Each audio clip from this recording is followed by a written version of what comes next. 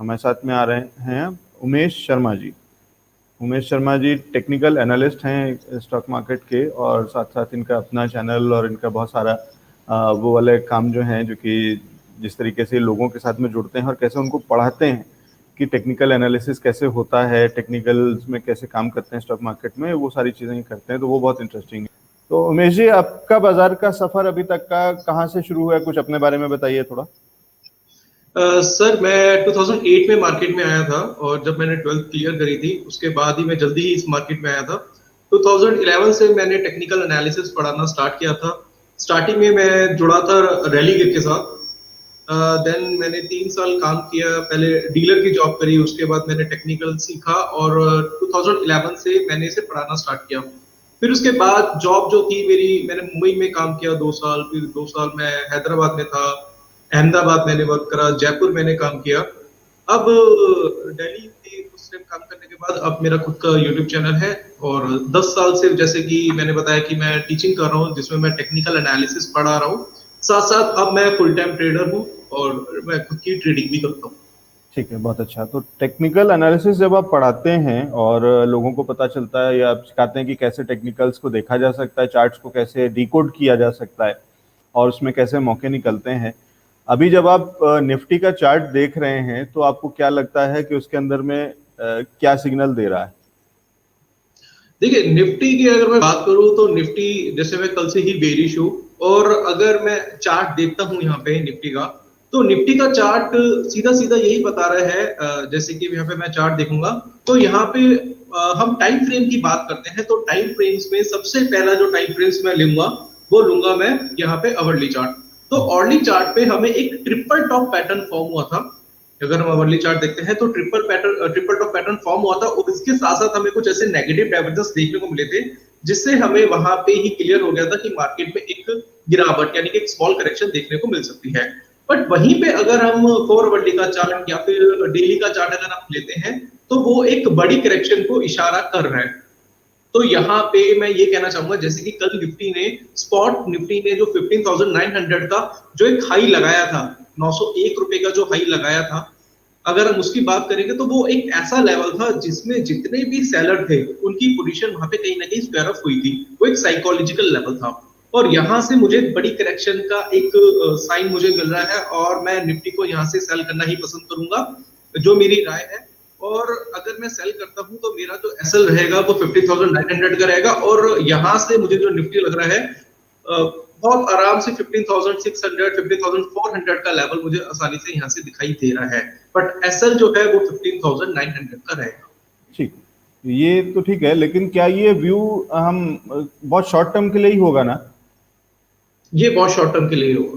ठीक है, but overall. यहाँ पे अगर हम इंटरडे की मार्केट बात करते हैं, तो इंटरडे में भी हम सेल करना ही पसंद करेंगे। हाँ, इंट्राडे के हिसाब से या शॉर्ट टर्म के हिसाब से तो इसमें बेरिश है, लेकिन लॉन्ग टर्म में आप बुलिश ही हैं, आपको लग रहा है कि उसमें कोई रिकॉर्ड तोड़ने में कोई कमी नहीं होने वाली है?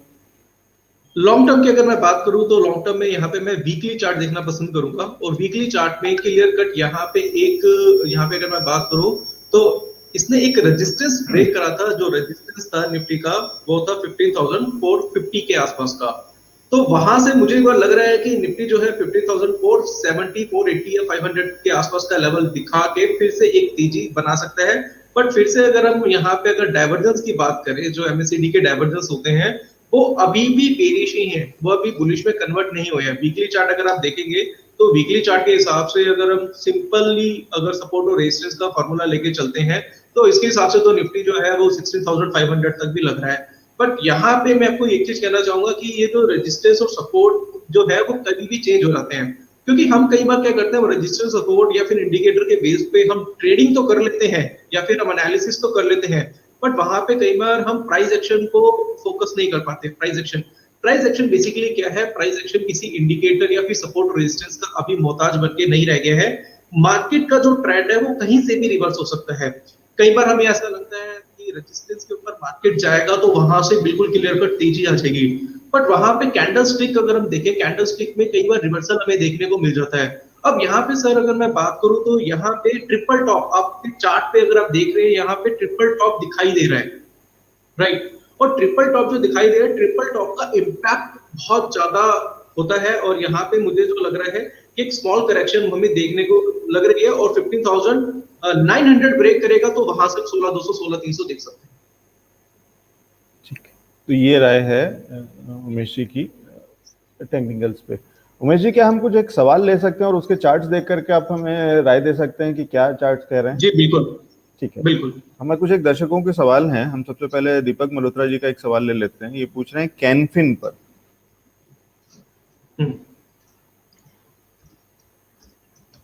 हाँ जी, कैनफिन का जो अभी रेट चल रहा है वो 520 के आसपास का रेट चल रहा है, जी राइट। और यहाँ पे अगर मैं इसका चार्ट देखूंगा तो चार्ट पे मैं यहाँ पे अवर्ली चार्ट पहले देखता हूँ, और अर्ली चार्ट पे यहाँ पे हमें एक स्मॉल जो सपोर्ट जो दिखाई दे रहा है वो 515 का है। और अगर मैं यहाँ पे टाइम फ्रेम का एनालिसिस करूँ पूरी तरीके से, तो यहाँ पे आप डेली चार्ट देखिएगा, और डेली चार्ट पे ये एक यहाँ पे एक अप ट्रेंड दिखाई दे रहा है, और उसका जो सपोर्ट है वो जो बन रहा है वो 517 के आसपास का है। 517 के नीचे कैनफिन होम्स में एक छोटी सी करेक्शन आपको देखने को मिल सकती है, और अगर आपको कैनफिन होम्स को बाय करना है तो आप 529 के ऊपर ही से बाय करना पसंद करें, क्योंकि अभी ये अप ट्रेंड का यहाँ पे क्या ले रहा है, सपोर्ट ले रहा है। ठीक है, अगर इनकी खरीद 568 की है तो इन्हें क्या करना चाहिए? 568 की खरीद है तो मैं आपको ये कहना चाहूंगा कि 529 के ऊपर वहां से आप इसे एवरेजिंग कर सकते हैं। 529 का जब हाई ब्रेक करेगा तो वहां से थोड़े से क्वांटिटी और आप बाय करके उसको एवरेज कर सकते हैं। ठीक है, ये राय है सीए दीपक मल्होत्रा जी आपके लिए। सर, एक अपर्णा सिंह जी का सवाल है अशोका बिल्डकॉन पे। शॉर्ट टर्म और लॉन्ग टर्म दोनों तरीके के चार्ट देख करके एक बार बताइए कि कैसा दिखता है। इसका चार्ट में एक बार देख लेता हूँ।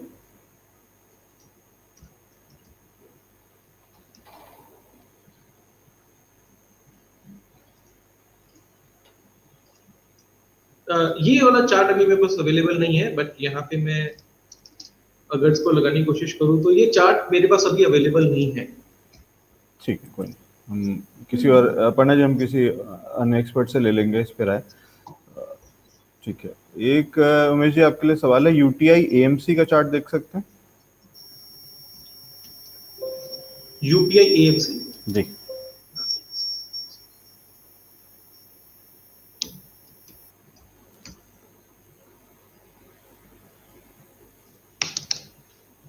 इसमें बहुत डेटा तो आपके पास नहीं होगा, मतलब बहुत पुराना तो नहीं है, लेकिन हाँ, ये डेटा तो मेरे पास अवेलेबल नहीं है।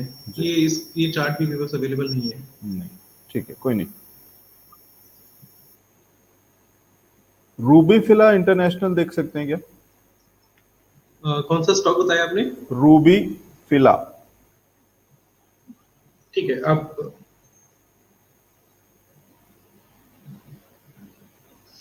मुझे इसका अवर्ली चार्ट दिखा दीजिए।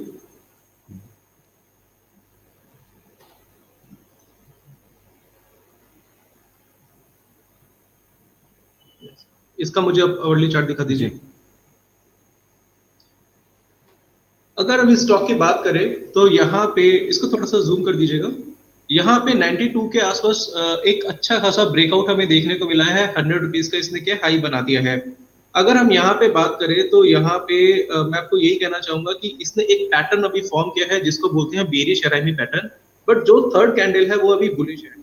तो आपसे मैं यही रिक्वेस्ट करूंगा कि आप एक बार 115 के आसपास का वेट कर लीजिए, 1 बजे का वेट कर लीजिए। अगर ये बुलिश कैंडल बेरिश में कन्वर्ट हो जाती है तो उसी कैंडल के लो के नीचे आप अपनी पोजीशन शॉर्ट में बना सकते हैं। और अगर आप इसको बाय करना अगर पसंद करते हैं तो मैं आपको ये बोलना चाहूंगा कि अगर इसमें स्मॉल करेक्शन आपको देखने को मिलती है 92 या 94 के आसपास अगर आपको देखने को मिलता है तो वहां से आप बाइंग कर सकते हैं। थोड़ा सा चार्ट आप जूम आउट करिएगा, क्योंकि इसमें जो अभी ब्रेकआउट आया है वो 92 के 92 94 के आसपास इसमें ब्रेकआउट देखने को मिला है। और अगर हम इसके सपोर्ट की बात करें तो सपोर्ट इसका है 78 का।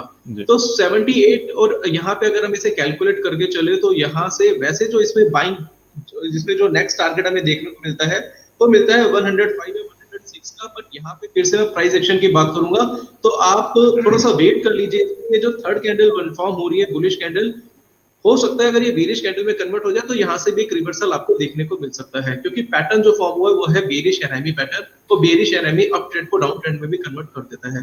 तो मैं आपको थोड़ा सा ये बोलना चाहूंगा, थोड़ा सा इसमें वेट करिए। ठीक है, वेट करने की राय है इस पे उमेश जी की। उमेश जी, चलते चलते मुझे एक चीज बताइए, एक ओवरऑल, कि अभी जिस तरीके का मार्केट है, जिन लेवल्स पे है, और आप क्योंकि टेक्निकल एनालिस्ट हैं और आप उसको पढ़ाते भी हैं बहुत लोगों को, तो आपकी क्या राय है कि इस समय सबसे इम्पोर्टेंट इंडिकेटर कौन सा होगा जिस पे की नजर रखनी चाहिए, जिसको हमेशा, जो हमारा टूल किट होगी जिसको कि रोज लगा करके हम एक बार चेक कर लें और ध्यान रखें, ऐसा एक अगर सबसे पहला इंडिकेटर जो कि जिस पे नजर रखनी होगी, वो क्या चीज होगी? देखिए यहाँ पे मैं ये कहना चाहूंगा कि इंडिकेटर बेसिकली आपको इंडिकेट करता है, वो आपको सिर्फ और सिर्फ इशारा देता है, बट आपको कोई कंफर्मेशन नहीं देता। बट जो सबसे सीखने वाली बात है टेक्निकल एनालिसिस में वो है कैंडलस्टिक। कैंडलस्टिक बेसिकली क्या है, वो प्राइस ही होता है, उसको वो कन्वर्ट कर दिया जाता है कैंडलस्टिक में। अगर आप मार्केट में काम करना चाहते हैं, चाहे आप ट्रेडिंग करना चाहते हैं, चाहे आप इन्वेस्टमेंट करना चाहते हैं, तो आपको प्राइस को सीखना, प्राइस को फील करना बहुत ज्यादा जरूरी है। जब तक आप प्राइस को फील नहीं करेंगे ना, तब तक आप एनालिसिस नहीं कर सकते। मैं मानता हूँ मार्केट में बहुत सारी चीजें हैं सीखने के लिए, जैसे support resistance indicator, candle stick, इसके साथ साथ बहुत सारी पिवट पॉइंट कैलकुलेटर, यहाँ पे बहुत सारी चीजें आपको सीखने को मिल जाती है। बट यहाँ पे मैं आपको कहना चाहूंगा कि आपको जो सबसे इंपॉर्टेंट फैक्टर है वो है कैंडलस्टिक। कि क्या होता है कि अगर आप इतिहास में उठा के देखें, या फिर आप 6 महीने या फिर साल भर की भी बैक टेस्टिंग करें, तो आप कई बार आपको देखने को मिलेगा कि रेजिस्टेंस के ऊपर मार्केट जब कंसोलिडेट करता है, जैसे आपके सामने निफ्टी का चार्ट है, और निफ्टी के चार्ट में अगर हम देखते हैं कि एक बहुत अच्छा यहाँ पे रेजिस्टेंस ब्रेक हुआ था, पर टॉप पे अगर आप देखेंगे बिल्कुल टॉप पे, यहाँ पे देखिए, यहाँ पे एक पैटर्न, ये क्या है, ये एक कंसोलिडेशन जोन था। जब भी रेजिस्टेंस के ऊपर कंसोलिडेशन जोन आपको देखने को मिले, तो समझ लीजिए कि यहाँ से एक बड़ी करेक्शन देखने को मिल सकती है, जो कि यहाँ पे देखने को मिले। तो यहाँ पे मैं आपको कहना चाहूंगा कि आपको जो सबसे इंपॉर्टेंट है रीड करना, वो है कैंडलस्टिक। अगर आपको कैंडलस्टिक आ गया, तो आप मार्केट को अच्छी तरीके से समझ कर इसको रीड करके आप आसानी से ट्रेड कर पाएंगे। बाकी जो इंडिकेटर है वो सपोर्टिंग टूल है, उसको आप लगा के आप ऐसे ही चेक कर सकते हैं। ठीक है, ये राय है उमेश जी की, जो कह रहे हैं कि इस समय कैंडलस्टिक और कैंडलस्टिक पैटर्न जो है वो बहुत इंपॉर्टेंट हो जाते हैं, और वैसे कभी भी होते हैं, लेकिन इस समय और ज़्यादा क्रिटिकल हैं कि जब आपके बैक टू बैक जब 3 कैंडलस्टिक्स और किस तरीके के फॉर्मेशन बनाते हैं, क्या उनका एक कॉम्बिनेशन बनता है और उसको उससे क्या इंडिकेट होता है, वो बहुत ज़रूरी है, बहुत इंपॉर्टेंट है। तो कैंडलस्टिक पैटर्न्स को फॉलो करिए, कैंडलस्टिक्स को सीखिए, समझिए, टेक्निकल एनालिसिस सीखिए, और उसके लिए उमेश शर्मा जी की भी क्लासेस होती हैं, तो उनको भी आप ज्वाइन कर सकते हैं, उनका चैनल और उनको फॉलो कर सकते हैं और वहाँ से भी सीख सकते हैं। वो बहुत सारी चीज़ें सिखाते हैं, किस तरीके से टेक्निकल एनालिसिस काम करता है, चार्ट्स में कैसे चीज़ें होती हैं। तो ये एक अच्छा तरीका हो सकता है, एक अच्छा माध्यम हो सकता है समझने का कि टेक्निकल्स कैसे काम करते हैं, और खासकर जो अभी कह रहे हैं कि कैंडलस्टिक पैटर्न बहुत इंपॉर्टेंट हैं, जो बताएंगे कि इंडिकेटर्स उसके बाद काम करेंगे, बाकी टूल्स उसके बाद काम करेंगे, लेकिन कैंडलस्टिक्स ही आपको बता देगा कि प्राइस पैटर्न क्या बन रहा है और आगे क्या, किस तरीके का इंडिकेशन है। बहुत शुक्रिया उमेश जी हमारे साथ में जुड़ने के लिए, समय निकालने के लिए। Thank you so much sir. Thank you. Thank you.